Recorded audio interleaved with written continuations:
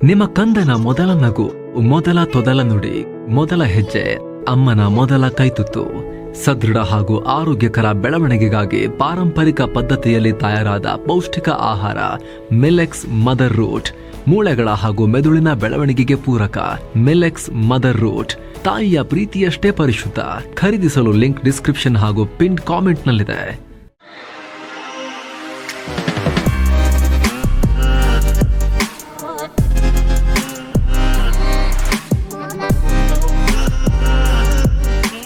Hi friends, ದಿನದ ಎಲ್ಲ ಪ್ರಮುಖ ಸುದ್ದಿಯನ್ನು ನಿಮಗೆ ತಲುಪಿಸೋ mastmaga.comನ ಫುಲ್ ನ್ಯೂಸ್ಗೆ ಸ್ವಾಗತ. ನಾನು ಅಮರ್ ಪ್ರಸಾದ್. ಎಲ್ಲ ರಾಷ್ಟ್ರಗಳಿಗೂ ಟ್ಯಾರಿಫ್ ಧಮಕಿ ಹಾಕೊಂಡು ಓಡಾಡ್ತಿದ್ರು. ಯುಕ್ರೇನ್ ಯುದ್ಧ ನಿಲ್ಲಿಸ್ತೀನಿ ಅಂತ ಜೋಶ್ನಲ್ಲಿ ಟ್ರಂಪ್ ಪುಟಿನ್ರನ್ನ ಮಾತುಕತೆಗೂ ಕರೆದ್ರು. ಆದರೆ ನಿಮ್ಮಂತ ಎಷ್ಟು ಅಮೆರಿಕ ಅಧ್ಯಕ್ಷರನ್ನ ಲಾಸ್ಟ್ 20-25 ವರ್ಷದಲ್ಲಿ ನೋಡಿಲ್ಲ ನಾನು. ನಿಮ್ಮನ್ನು ನೋಡೇ ಬಿಡ್ತೀನಿ ಅಂತ ಬಂದು ಸ್ಮೈಲ್ ಮಾಡಿ ಶೇಕ್ ಹ್ಯಾಂಡ್ ಕೊಟ್ಟು ಯಾವುದೇ ಒಪ್ಪಂದ ಇಲ್ಲ, ನೆಕ್ಸ್ಟ್ ಮೀಟ್ ಆಗೋದಾದ್ರೆ ಮಾಸ್ಕೋಗೆ ಬನ್ನಿ, ರಷ್ಯಾಗೆ ಬನ್ನಿ ಅಂತ ಹೇಳಿ ಪುಟಿನ್ ಹೋದ್ರಲ್ಲ. ಈಗ ಒಪ್ಪಂದನೇ ಆಗಿಲ್ಲ, ಡೀಲ್ ಆಗಲಿಲ್ಲ, ಯುದ್ಧ ನಿಂತಿಲ್ಲ. ಹಾಗಾಗಿ ಟ್ರಂಪ್ ಬಾಲ ಮುದ್ರಕೊಂಡು ವಾಪಸ್ ಬಂದಿದ್ದಾರೆ. ಒಪ್ಪಂದ ಆಗದೇ ಇದ್ರೂ ಕೂಡ ಒಂದಷ್ಟು ಪಾಸಿಟಿವ್ ಬೆಳವಣಿಗೆಗಳಾಗಿವೆ ಅಂತ ಹೇಳಿದ್ದಾರೆ. ಡೀಲ್ ಅಂತ ಕುಣಿತಿದ್ರು ಹೋಗಕ್ಕಿಂತ ಮುಂಚೆ. ಈಗ ಒಂದಷ್ಟು ಪಾಸಿಟಿವ್ ಬೆಳವಣಿಗೆ ಆಗಿದೆಯಂತೆ. ಮತ್ತೊಂದು ಕಡೆಗೆ ಯುಕ್ರೇನ್ ಯುದ್ಧ ಮತ್ತು ಈತ ಭಾರತಕ್ಕೆ ಟ್ರಂಪ್ ಹಾಕಿರೋ 50% ಟ್ಯಾರಿಫ್ ವಿಚಾರದ ಮೇಲೂ ಕೂಡ ಪುಟಿನ್ ಟ್ರಂಪ್ ಮೀಟಿಂಗ್ ಪ್ರಭಾವ ಬೀರಿದೆ. ಭಾರತಕ್ಕೆ ಹೆಚ್ಚುವರಿ ಟ್ಯಾರಿಫ್ ಹಾಕೋ ಮ್ಯಾಟರ್ನಲ್ಲಿ ಟ್ರಂಪ್ ಮೆತ್ತಗಾಗ್ಬಿಟ್ಟಿದ್ದಾರೆ ಇದ್ದಕ್ಕಿದ್ದಂತೆ. ರಷ್ಯಾದಿಂದ ತೈಲ ಖರೀದಿ ಮಾಡೋ ರಾಷ್ಟ್ರಗಳ ಮೇಲೆ ಟ್ಯಾರಿಫ್ ಹಾಕಬೇಕು ಬೇಡುವ ಅನ್ನೋ ಬಗ್ಗೆ ಥಿಂಕ್ ಮಾಡಬೇಕು ಅಂತ ಹೇಳಿದ್ದಾರೆ. ಥಿಂಕ್ ಮಾಡ್ಬೇಕಂತೆ. ರಾತ್ರಿ ಯೋಚನೆ ಮಾಡಿ ಬೆಳಗ್ಗೆ ಎದ್ದು ಘೋಷಣೆ ಮಾಡ್ಬೇಕಾದ್ರೆ ಗೊತ್ತಿರಲಿಲ್ಲ ಥಿಂಕ್ ಮಾಡಬೇಕು ಅಂತ. ಈಗ ನೋಡಿದ್ರೆ ಎಕ್ಸ್ಟ್ರಾ ಟ್ಯಾರಿಫ್ ಹಾಕಬೇಕೋ ಬೇಡೋ ಅಂತ ಥಿಂಕ್ ಮಾಡಬೇಕಂತೆ ಟ್ರಂಪ್ಗೆ. ಇನ್ನು 2-3 ವಾರಗಳಲ್ಲಿ ಇದ್ರ ಬಗ್ಗೆ ಡಿಸೈಡ್ ಮಾಡ್ತೀವಿ ಅಂತ ಹೇಳಿದ್ದಾರೆ. ಸದ್ಯಕ್ಕೆ ಈ ವಿಚಾರದ ಬಗ್ಗೆ ಕೂಡಲೇ ಥಿಂಕ್ ಮಾಡುವಷ್ಟೇನೋ ಅರ್ಜೆಂಟ್ ಇಲ್ಲ ಅಂತ ಹೇಳಿದ್ದಾರೆ. ಯಾಕಂದರೆ ಪುಟಿನ್ ಜೊತೆ ಒಳ್ಳೆ ಮೀಟಿಂಗ್ ನಡೀತು ಅಂತ ಇಂಟರ್ವ್ಯೂ ಕೊಟ್ಟಿದ್ದಾರೆ ಡೊನಾಲ್ಡ್ ಟ್ರಂಪ್. ಸೊ 2-3 ವಾರಗಳು ಅಂದರೆ ಇಲ್ಲಿ ಭಾರತದ ಮೇಲೆ ಟ್ಯಾರಿಫ್ ಜಾರಿ ಮಾಡೋಕೆ ಆಗಸ್ಟ್ 27 ಡೆಡ್ಲೈನ್ ಇದೆಯಲ್ಲ. ಸೊ ಅವ್ರೇನು ಹೇಳಿರೋದು, 25% ಜಾರಿ ಆಗಿದೆ, ಇನ್ನು 25% ಆಗಸ್ಟ್ 27 ಜಾರಿ ಆಗುತ್ತೆ ಅಂತ ಹೇಳಿದಾರಲ್ಲ. ಸೊ ಈಗ ಟ್ರಂಪ್ ಏನು ಹೇಳ್ತಿದ್ದಾರೆ ಗೊತ್ತಾ, ಇನ್ನೂ 2-3 ವಾರದಲ್ಲಿ ಡಿಸೈಡ್ ಮಾಡ್ತೀನಿ ಇದ್ರ ಬಗ್ಗೆ ಅಂತ ಹೇಳ್ತಿದ್ದಾರೆ. ಆ ಮೂಲಕ ಇನ್ನಷ್ಟು ಟೈಮ್ ಬೈ ಮಾಡ್ತಿದ್ದಾರೆ. ಇನ್ನು ಟ್ರಂಪ್ ಪುಟಿನ್ರನ್ನ ಮೀಟ್ ಆಗೋಕ್ಕೂ ಮುನ್ನ ಏನು ಹೇಳಿದ್ರು ಗೊತ್ತಾ ಟ್ರಂಪ್, ಪುಟಿನ್ ತನ್ನ ಒಂದು ಆಯಿಲ್ ಕ್ಲೈಂಟ್ ಅಂದ್ರೆ ಆಯಿಲ್ ಖರೀದಿದಾರ ಭಾರತವನ್ನ ಈಗ ಆಲ್ರೆಡಿ ಕಳ್ಕೊಂಡಿದೆ. ನಾವೇನಾದ್ರೂ ರಷ್ಯಾದಿಂದ ತೈಲ ಖರೀದಿ ಮಾಡೋ ರಾಷ್ಟ್ರಗಳ ಮೇಲೆ ಸೆಕೆಂಡರಿ ಟ್ಯಾರಿಫ್ ಹಾಕ್ತಾ ಹೋದ್ರೆ ರಷ್ಯಾ ಎಲ್ಲರನ್ನೂ ಕಳ್ಕೊಂಡ್ಬಿಡುತ್ತೆ. ಸೊ ಈ ಸೆಕೆಂಡರಿ ಟ್ಯಾರಿಫ್ ಅನ್ನ ನಾನು ಹಾಕಲೂಬಹುದು, ಹಾಕದೇನೂ ಇರಬಹುದು, ಎಲ್ಲ ಪುಟಿನ್ ಮೇಲೆ ಡಿಪೆಂಡ್ ಅಂತ ಹೇಳಿದ್ರು. ಏನು, ರಷ್ಯಾದಿಂದ ಭಾರತ ತೈಲ ಖರೀದಿ ಮಾಡೋದನ್ನ ನಿಲ್ಲಿಸಿಲ್ಲ. ಇನ್ನೂ ಕೂಡ ಭಾರತ ಸರ್ಕಾರನೇ ಹೇಳಿದೆ ನಿಲ್ಲಿಸಿಲ್ಲ ಅಂತ. ನಮಗೆ ಎನರ್ಜಿ ಸೆಕ್ಯೂರಿಟಿ ಮುಖ್ಯ ಅಂತ. ಇನ್ನಷ್ಟು ಆಯಿಲ್ ಖರೀದಿಗೆ ಸಂಬಂಧಪಟ್ಟಂತೆ ಹೋಗಿ ಮಾತಾಡ್ಕೊಂಡೆಲ್ಲ ಬಂದಿದ್ದೀವಿ ನಾವು ರಷ್ಯಾಗೆ ಹೋಗಿ ಪುಟಿನ್ರನ್ನ ಮೀಟ್ ಆಗಿ. ಆದರೆ ಟ್ರಂಪ್ ಏನು ಹೇಳ್ತಿರೋದು ಗೊತ್ತಾ, ರಷ್ಯಾ ಭಾರತದಂತಹ ಆಯಿಲ್ ಕ್ಲೈಂಟ್ ಅನ್ನ ಖರೀದಿದಾರರನ್ನ ಕಳ್ಕೊಂಡಿದೆ ಅಂತ ಹೇಳಿದ್ರು. ಯಾವಾಗ, ಪುಟಿನ್ ಭೇಟಿಗಿಂತ ಮುಂಚೆ. ಪುಟಿನ್ ಭೇಟಿ ಆದ್ಮೇಲೆ ಟ್ರಂಪ್ ಮೂಡೇ ಚೇಂಜ್ ಆಗ್ಬಿಟ್ಟಿದೆ, ಮೂಡ್ ಸ್ವಿಂಗ್ ಆಗಿದೆ ಟ್ರಂಪ್ಗೆ. ಟ್ಯಾರಿಫ್ ಹಾಕೋ ಬಗ್ಗೆ ಥಿಂಕ್ ಮಾಡ್ತೀನಿ, ನೋಡೋಣ, ಅಷ್ಟೇನೂ ಅರ್ಜೆಂಟ್ ಇಲ್ಲಪ್ಪ, ಹಾಕಬೇಕಾ ಬೇಡವಾ ಅಂತ ಇನ್ನೂ ಡಿಸಿಷನ್ ಮಾಡಬೇಕು, ಅರ್ಜೆಂಟ್ ಏನಿಲ್ಲ ಅನ್ನೋ ಹೇಳಿಕೆಯನ್ನ ಕೊಡ್ತಾ ಇದ್ದಾರೆ. ಏನು, ಅಲಾಸ್ಕಾದಲ್ಲಿ ಟ್ರಂಪ್ ಪುಟಿನ್ ನಡುವೆ ನಡೆದ ಮೀಟಿಂಗ್ ಅನ್ನ ಭಾರತ ಸ್ವಾಗತ ಮಾಡ್ತೀವಿ ಅಂತ ಹೇಳಿದೆ. ಶಾಂತಿಗಾಗಿ ಇಬ್ಬರೂ ಕೂಡ ಪ್ರಯತ್ನ ಪಡ್ತಿರೋದು ನಿಜವಾಗ್ಲೂ ಶ್ಲಾಘನೀಯ ಅಂತ ಭಾರತದ ವಿದೇಶಾಂಗ ಸಚಿವಾಲಯ ಸ್ಟೇಟ್ಮೆಂಟ್ ರಿಲೀಸ್ ಮಾಡಿದೆ. ಜೊತೆಗೆ ಈ ಮೀಟಿಂಗ್ನಿಂದಾದ ಬೆಳವಣಿಗೆಯನ್ನ ಭಾರತ ಮೆಚ್ಚಿಕೊಂಡಿದೆ. ಕೇವಲ ಮಾತುಕತೆ ಮತ್ತು ರಾಜತಾಂತ್ರಿಕ ಮಾರ್ಗದಿಂದ ಮಾತ್ರ ಸಮಸ್ಯೆಗೆ ಪರಿಹಾರ ಸಿಗೋಕೆ ಸಾಧ್ಯ. ಆದಷ್ಟು ಬೇಗ ಯುಕ್ರೇನ್ ಯುದ್ಧ ನಿಲ್ಲಬೇಕು ಅಂತ ಇಡೀ ಜಗತ್ತೇ ಬಯಸುತ್ತೆ ಅಂತ ಹೇಳಿದೆ. ಏನು, ಮೀಟಿಂಗ್ ಬೆನ್ನಲ್ಲೇ ಯುಕ್ರೇನ್ ಅಧ್ಯಕ್ಷ ವೊಲಡಿಮಿರ್ ಝೆಲೆನ್ಸ್ಕಿ ಮತ್ತು ಟ್ರಂಪ್ ಅಮೆರಿಕದಲ್ಲಿ ಭೇಟಿ ಮಾಡಿ ಆಗಸ್ಟ್ 18ರಂದೇ ಮಾತುಕತೆ ನಡೆಸೋಕೆ ತಯಾರಾಗಿದ್ದಾರೆ. ಈ ಕುರಿತು ಝೆಲೆನ್ಸ್ಕಿ ಮತ್ತು ಟ್ರಂಪ್ ಇಬ್ಬರೂ ಕನ್ಫರ್ಮ್ ಮಾಡಿದ್ದಾರೆ.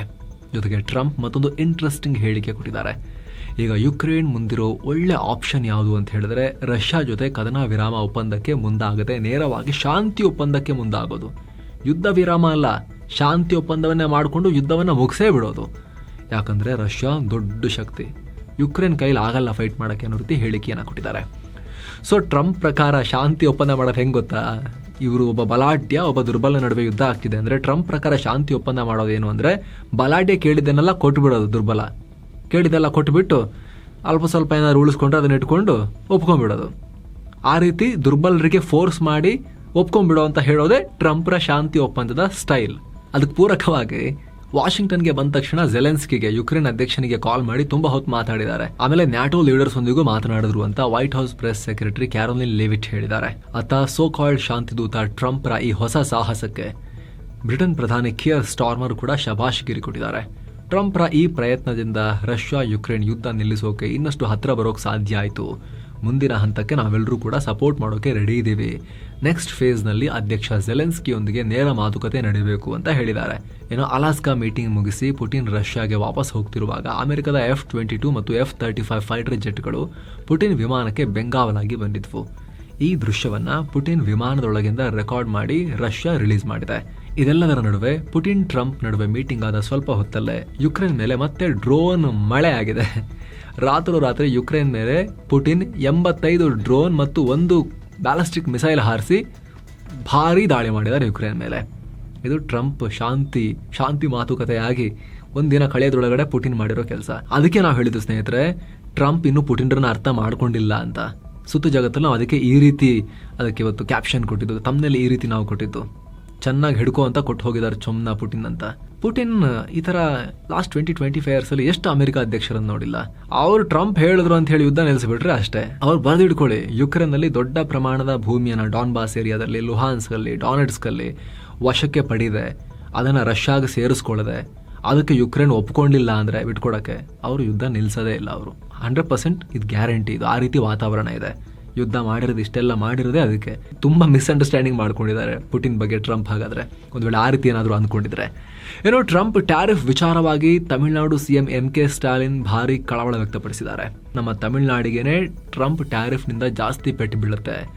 ಯಾಕಂದ್ರೆ ನಮ್ಮಿಂದ ರಫ್ತಾಗುವ ವಸ್ತುಗಳು ಹೆಚ್ಚಾಗಿ ಅಮೆರಿಕದ ಮಾರುಕಟ್ಟೆ ಮೇಲೆ ಡಿಪೆಂಡ್ ಆಗಿವೆ. ಜವಳಿ, ಲೆದರ್, ಆಟೋ, ಮಷಿನರಿ ಮತ್ತು ಇತರ ಸೆಕ್ಟರ್ಗಳಲ್ಲಿ ಲಕ್ಷಾಂತರ ಉದ್ಯೋಗಗಳು ಅಪಾಯದಲ್ಲಿವೆ ಅಂತ ಹೇಳಿದ್ದಾರೆ. ಈ ಕುರಿತು PM ನರೇಂದ್ರ ಮೋದಿ ಅವರಿಗೆ ಪತ್ರ ಬರೆದು ಕಳವಳ ವ್ಯಕ್ತಪಡಿಸಿದ್ದಾರೆ. 100 ಕಡೆ ಕಾಡಲ್ಲಿ ಹೂತಿದ್ದೇನೆ ಅಂತ ಅನಾಮಿಕ ಹೇಳಿರೋ ಆರೋಪಕ್ಕೆ ಸಂಬಂಧಪಟ್ಟಂತೆ ನೇತ್ರಾವತಿ ಫೈಲ್ಸ್ಗೆ ಸಂಬಂಧಪಟ್ಟಂತೆ ತನಿಖೆ SITದು ನಡೀತಾನೆ ಇದೆ. ಈ ನಡುವೆ ಆ ಪ್ರದೇಶದಲ್ಲಿ ಶವಗಳನ್ನು ಹೂಳಲಾಗಿರೋ ಮಾಹಿತಿ ಹಕ್ಕು ಕಾಯ್ದೆ RTI ಮಾಹಿತಿ ಒಂದಷ್ಟು ವಿಚಾರ 1987ರಿಂದ 2025 ಟೋಟಲ್ ಎಷ್ಟು ವರ್ಷ ಪೀರಿಯಡ್ ಇದು? 38 ವರ್ಷ, ನಿಯರ್ಲಿ 4 ದಶಕ, 4 ಡೆಕೇಡ್ಸ್. ಈ ಅವಧಿಯಲ್ಲಿ ಈ ಆಸುಪಾಸಲ್ಲಿ ಟೋಟಲ್ 279 ದೇಹಗಳನ್ನ ಹೂಳಲಾಗಿದೆ. ಅದರಲ್ಲಿ ಹೆಚ್ಚಿನವು ಆತ್ಮಹತ್ಯೆ ಅಂತ ಪ್ರಕರಣಗಳು ಅಂತ RTI ಅಡಿ ಪಡೆಯಲಾದ ಮಾಹಿತಿಯಿಂದ ವಿಚಾರ ಹೊರಬಂದಿದೆ. ಅದರ ಒಳಗೆ ಪುರುಷರ ಸಂಖ್ಯೆ 219, ಮಹಿಳೆಯರ ಸಂಖ್ಯೆ 46 ಅನ್ನೋ ಡೇಟಾ ಕೂಡ ಹೊರಗೆ ಬಂದಿದೆ. ಮತ್ತೊಂದು ಕಡೆ ಕಾಡಲ್ಲಿ ಅಲ್ಲಲ್ಲಿ 100 ಕಡೆ ಹೂತಿದ್ದೇನೆ ಅಂತ ಅನಾಮಿಕ ದೂರುದಾರ ಹೇಳಿದ್ದಾರೆ. ಅವ್ರನ್ನ ಬೆಳ್ತಂಗಡಿ SIT ಕಚೇರಿಯಲ್ಲಿ 4 ಗಂಟೆಗಳ ಕಾಲ ವಿಚಾರಣೆಗೆ ಒಳಪಡಿಸಲಾಗಿದೆ. ಆತ ಕೋರ್ಟ್ಗೆ ತಂದಿದ್ದ ಬುರುಡೆ ಬಗ್ಗೆ ಮಾಹಿತಿ ಸಂಗ್ರಹಿಸಲಾಗಿದೆ. ಸೂಕ್ತ ಮಾಹಿತಿ ಸಿಕ್ಕಲ್ಲಿ ಸ್ಥಳ ಮಹಜರು ನಡೆಸೋ ಸಾಧ್ಯತೆ ಕೂಡ ಇದೆ. ಈ ನಡುವೆ SIT ಅಧಿಕಾರಿಗಳ ಪ್ರಶ್ನೆಗೆ ಅನಾಮಿಕ ದೂರುದಾರ ಗೊಂದಲಕಾರಿ ಉತ್ತರಗಳನ್ನ ಕೊಟ್ಟಿದ್ದಾರೆ ಅಂತಲೂ ಮಾಹಿತಿ ಬರ್ತಾ ಇದೆ. SIT ತನಿಖೆಗೆ ಇವತ್ತು ಕೂಡ ಬ್ರೇಕ್ ಕೊಟ್ಟಿದೆ. ಜೊತೆಗೆ ಗುಂಡಿ ಅಗಿಯೋ ತನಿಖೆಯನ್ನ ಕೂಡ ಸಂಪೂರ್ಣವಾಗಿ ನಿಲ್ಲಿಸೋಕು ಈಗ ಚಿಂತನೆ ನಡೀತಾ ಇದೆ. ಈ ವಿಚಾರವಾಗಿ CM ಜೊತೆಗೂ ಕೂಡ ಚರ್ಚೆ ಆಗಿದೆ ಅಂತ ಹೇಳಲಾಗ್ತಿದೆ. ಅತ್ತ ಗುಂಡಿ ಅಗಿಯೋಕೆ ಬಂದಿದ್ದ ಕಾರ್ಮಿಕರ ಸೈನ್ ಪಡೆದು SIT ಅವ್ರನ್ನ ವಾಪಸ್ ಕಳಿಸಿದೆ. ಮುಂದಿನ ದಿನಗಳಲ್ಲಿ ಅಗತ್ಯ ಬಿದ್ದರೆ ಮತ್ತೆ ಕರೆಸ್ತೀವಿ ಅಂತಲೂ ಹೇಳಿದೆ.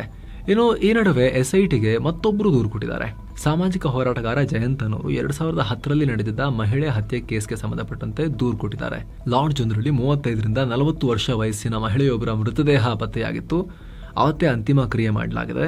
ಗುರುತು ಪತ್ತೆಯಾಗದಿದ್ರೂ ಮಹಿಳೆಯನ್ನ ಅಂತಿಮ ಕ್ರಿಯೆ ಮಾಡಲಾಗಿದೆ. ಹೀಗಾಗಿ ಕೇಸ್ ಬಗ್ಗೆ ಮತ್ತೆ ತನಿಖೆ ಮಾಡಿ ಅಂತ ಇವರು ಈ ರೀತಿಯೆಲ್ಲ ಕ್ಲೇಮ್ ಮಾಡಿ ಅವರು SIT ಕಚೇರಿಗೆ ದೂರನ್ನ ಕೊಟ್ಟಿದ್ದಾರೆ.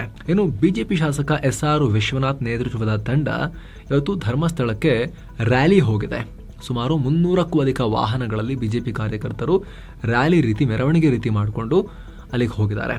ಈ ಧಾರ್ಮಿಕ ಸ್ಥಳದ ಮೇಲೆ ಅಪಪ್ರಚಾರ ಮಾಡಲಾಗ್ತಿದೆ, ಇದೆಲ್ಲ ಸುಳ್ಳು ಆರೋಪ ಅಂತ ಹೇಳಿ ವಿಪಕ್ಷ ನಾಯಕ R ಅಶೋಕ್ ಈ ಕೇಸ್ ವಿಚಾರವಾಗಿ ಈಗ ರಿಯಾಕ್ಟ್ ಮಾಡಿದ್ದಾರೆ. ಕೇಸ್ ತನಿಖೆ ನಡೆಸ್ತಾ ಇರೋ SITಯ ಮಧ್ಯಂತರ ವರದಿ ಕೊಡಿ, ಇಲ್ಲಾಂದ್ರೆ ಸದನದಲ್ಲಿ ಹೋರಾಟ ಮಾಡ್ತೀವಿ ಅನ್ನೋ ಎಚ್ಚರಿಕೆ ಕೊಟ್ಟಿದ್ದಾರೆ. ಜೊತೆಗೆ ಅಧಿವೇಶನದ ಬಳಿಕ ನಾವು ಕೂಡ ಆ ಜಾಗಕ್ಕೆ ಹೋಗ್ತೀವಿ ಅಂತ ಹೇಳಿದ್ದಾರೆ. ಬೆಂಗಳೂರಲ್ಲಿ ಭೀಕರ ಅಗ್ನಿ ದುರಂತ ಉಂಟಾಗಿದೆ. ಬೆಂಗಳೂರಿನ ನಗರ್ತಪೇಟೆಯ ಪ್ಲಾಸ್ಟಿಕ್ ಮ್ಯಾಟ್ ಅಂಗಡಿಯಲ್ಲಿ ದುರಂತ ಉಂಟಾಗಿದೆ. 2 ಮಕ್ಕಳು ಸೇರಿ 5 ಜನ ಪ್ರಾಣ ಕಳ್ಕೊಂಡಿದ್ದಾರೆ. ಘಟನಾ ಸ್ಥಳಕ್ಕೆ ಬೆಂಗಳೂರು ಪೊಲೀಸ್ ಆಯುಕ್ತ ಸೀಮಂತ್ ಕುಮಾರ್ ಸಿಂಗ್ ಭೇಟಿ ನೀಡಿ ಪರಿಶೀಲಿಸಿದ್ದಾರೆ. ಮೊದಲು ಕಟ್ಟಡದ ಗ್ರೌಂಡ್ ಫ್ಲೋರ್ನಲ್ಲಿರೋ ಗೋಡೌನ್ನಲ್ಲಿ ಬೆಂಕಿ ಕಾಣಿಸಿಕೊಂಡಿತ್ತು. ನಂತರ ಅದು ಮೇಲಿನ ಫ್ಲೋರ್ಗಳಿಗೂ ಆವರಿಸಿದೆ. ಬೆಂಕಿ ಹೊತ್ತಿಕೊಂಡ ಕೂಡಲೇ ಕಟ್ಟಡದಲ್ಲಿದ್ದ ಬಹುತೇಕ ಜನ ಹೊರಗೋಡು ಹೋಗಿದ್ದಾರೆ. ಆದರೆ ದುರದೃಷ್ಟವಶಾತ್ 5 ಪ್ರಾಣ ಕಳ್ಕೊಂಡಿದ್ದಾರೆ. ಶಾರ್ಟ್ ಸರ್ಕ್ಯೂಟ್ನಿಂದ ಈ ಘಟನೆಯಾಗಿದೆ. ಘಟನಾ ಸ್ಥಳಕ್ಕೆ ಸಚಿವ ಜಮೀರ್ ಅಹಮದ್ ಖಾನ್ ಭೇಟಿ ನೀಡಿದ್ದಾರೆ. ಮೃತರ ಕುಟುಂಬಕ್ಕೆ ವೈಯಕ್ತಿಕ ಪರಿಹಾರ ಘೋಷಿಸಿದ್ದಾರೆ. ಸರ್ಕಾರದಿಂದಲೂ ಸಂತ್ರಸ್ತರ ಕುಟುಂಬಕ್ಕೆ ಪರಿಹಾರ ಕೊಡಿಸೋ ಭರವಸೆ ಕೊಟ್ಟಿದ್ದಾರೆ.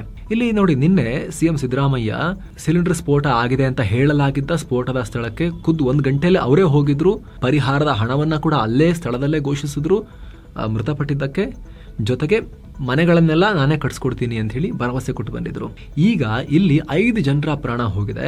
ಜಮೀರ್ ಅಹಮದ್ ಖಾನ್ ಹೋಗಿ ವೈಯಕ್ತಿಕ ಪರಿಹಾರ ಅಂತ ಹೇಳ್ತಿದ್ದಾರೆ. ಸರ್ಕಾರದ ಕಡೆಯಿಂದ ಈ ವಿಡಿಯೋ ರೆಕಾರ್ಡ್ ಆಗೋ ತನಕ ಯಾವುದೇ ಕ್ಲಾರಿಟಿ ಬಂದಿರಲಿಲ್ಲ. ಹೀಗಾಗಿ ಸರ್ಕಾರ ಈ ಬಗ್ಗೆ ಧೋರಣೆ ಯಾಕೆ ತೋರಿಸುತ್ತೆ ಅಂತ ಹೇಳಿ ಭಾರಿ ಆಕ್ರೋಶವನ್ನ ವ್ಯಕ್ತಪಡಿಸಲಾಗ್ತಾ ಇದೆ. ಪ್ರಶ್ನೆಯನ್ನ ಕೇಳಲಾಗ್ತಿದೆ ಸೋಷಿಯಲ್ ಮೀಡಿಯಾದಲ್ಲಿ ಸರ್ಕಾರಕ್ಕೆ. ಏನೋ ರೇಣುಕಾಸ್ವಾಮಿ ಕೊಲೆ ಕೇಸಲ್ಲಿ ನಟ ದರ್ಶನ್ ಸೇರಿ 7 ಆರೋಪಿಗಳಿಗೆ ನೀಡಿದ್ದ ಜಾಮೀನನ್ನ ಸುಪ್ರೀಂ ಕೋರ್ಟ್ ರದ್ದುಗೊಳಿಸಿತ್ತು. ತ್ವರಿತಗತಿಯಲ್ಲಿ ಕೇಸ್ ಇತ್ಯರ್ಥ ಆಗಬೇಕು ಅಂತ ಹೇಳಿತ್ತು. ಹೀಗಾಗಿ ಪೊಲೀಸರು ಫಾಸ್ಟ್ ಟ್ರ್ಯಾಕ್ ಕೋರ್ಟ್ ರಚನೆಗೆ ಸರ್ಕಾರಕ್ಕೆ ಮನವಿ ಸಲ್ಲಿಸೋಕೆ ತಯಾರಿ ನಡೆಸ್ತಾ ಇದ್ದಾರೆ ಅನ್ನೋ ಮಾಹಿತಿ ಲಭ್ಯ ಆಗಿದೆ. 6 ತಿಂಗಳ ಒಳಗೆ ಟ್ರಯಲ್ ಮುಗಿಸಿ ಸುಪ್ರೀಂ ಕೋರ್ಟ್ಗೆ ಮಾಹಿತಿ ಕೊಡೋದಲ್ಲದೆ ಆರೋಪಿಗಳಿಗೆ ಶಿಕ್ಷೆ ಆಗುವಂತೆ ನೋಡ್ಕೋಬೇಕು. ಅದಕ್ಕಾಗಿ ಪೊಲೀಸರು ತಯಾರಿ ಮಾಡಿಕೊಳ್ತಿದ್ದಾರೆ. ಕಾನೂನು ಇಲಾಖೆಯೊಂದಿಗೆ ಚರ್ಚಿಸಿ ಪೊಲೀಸರು ಸೋಮವಾರ ಸರ್ಕಾರಕ್ಕೆ ಮನವಿ ಮಾಡೋ ಸಾಧ್ಯತೆಗಳಿವೆ.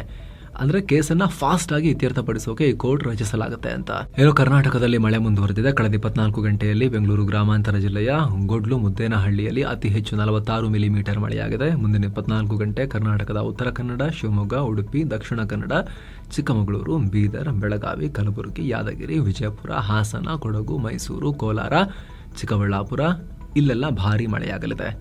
ಏನು ರಾಜ್ಯದ ಬೆಂಗಳೂರು ಸೇರಿದ ಹಾಗೆ ಇನ್ನುಳಿದ ಜಿಲ್ಲೆಗಳಲ್ಲಿ ಸಾಧಾರಣ ಮಳೆಯಾಗೋ ಸಾಧ್ಯತೆ ಇದೆ ಅಂತ ಹವಾಮಾನ ಇಲಾಖೆ ಮುನ್ಸೂಚನೆ ಕೊಟ್ಟಿದೆ. ಏನು ಮಹಾರಾಷ್ಟ್ರ ರಾಜಧಾನಿ ಮುಂಬೈನಲ್ಲಿ ಶುಕ್ರವಾರ ತಡರಾತ್ರಿಯಿಂದ ಭಾರೀ ಮಳೆ ಸುರಿತಾ ಇದೆ. ಹೀಗಾಗಿ ಜನಜೀವನ ಅಸ್ತವ್ಯಸ್ತಗೊಂಡಿದೆ. ರಸ್ತೆಗಳೆಲ್ಲ ಕೆರೆಯಂತಾಗಿವೆ. ಭಾರೀ ಮಳೆಯಿಂದ ಅಲ್ಲಿನ ಪಶ್ಚಿಮ ವಿಕ್ರೋಲಿ ಪ್ರದೇಶದಲ್ಲಿ ಭೂಕುಸಿತ ಉಂಟಾಗಿದೆ. ಪರಿಣಾಮ 2 ಪ್ರಾಣ ಕಳ್ಕೊಂಡಿದ್ದು, ಇನ್ನಿಬ್ಬರು ಗಾಯಗೊಂಡಿದ್ದಾರೆ. ಪಠ್ಯಪುಸ್ತಕ ಸಂಸ್ಥೆ NCERT ಹೊಸ ವಿವಾದಕ್ಕೆ ಗುರಿಯಾಗಿದೆ. ಆಗಸ್ಟ್ 14 ಭಾರತ ಪಾಕ್ ವಿಭಜನೆಯ ಕರಾಳ ದಿನ. ಅದಕ್ಕೆ ಸಂಬಂಧಪಟ್ಟಂತೆ ಕರಾಳ ನೆನಪಿನ ದಿನ ಅದು ಅಂತ ಹೇಳಿ ಪುಸ್ತಕವನ್ನ ಬಿಡುಗಡೆ ಮಾಡಿದೆ. 6ರಿಂದ 12ನೇ ತರಗತಿ ವಿದ್ಯಾರ್ಥಿಗಳಿಗೆ ಈ ಪುಸ್ತಕವನ್ನ ಬಿಡುಗಡೆ ಮಾಡಲಾಗಿದೆ. ಈ ಪುಸ್ತಕದಲ್ಲಿ ಭಾರತ ಪಾಕ್ ವಿಭಜನೆಗೆ 3 ಕಾರಣ ಅಂತ ಹೇಳಲಾಗಿದೆ. ಮಹಮ್ಮದ್ ಅಲಿ ಜಿನ್ನಾ ವಿಭಜನೆಗೆ ಬೇಡಿಕೆ ಇಟ್ರು, ಬೇಕು ಅಂತ ಹೇಳಿದ್ರು, ಡಿವೈಡ್ ಮಾಡಬೇಕು ಅಂತ ಹೇಳಿದ್ರು. ಕಾಂಗ್ರೆಸ್ ಅದನ್ನ ಒಪ್ಕೊಳ್ತು ಮತ್ತು ವೈಸ್ರಾಯ್ ಮೌಂಟ್ ಬ್ಯಾಟನ್ ಅದನ್ನ ಜಾರಿಗೆ ತಂದ್ರು ಅಂತ ಪ್ರಕಟಿಸಲಾಗಿದೆ. ಜೊತೆಗೆ ಇದೇ ಪುಸ್ತಕದಲ್ಲಿ ಭಾರತ ಪಾಕ್ ವಿಭಜನೆ ಕಾಶ್ಮೀರವನ್ನ ಭಾರತಕ್ಕೆ ಹೊಸ ಭದ್ರತಾ ಸಮಸ್ಯೆಯಾಗಿ ಪರಿವರ್ತಿಸಿದೆ ಅಂತ ಉಲ್ಲೇಖಿಸಲಾಗಿದೆ.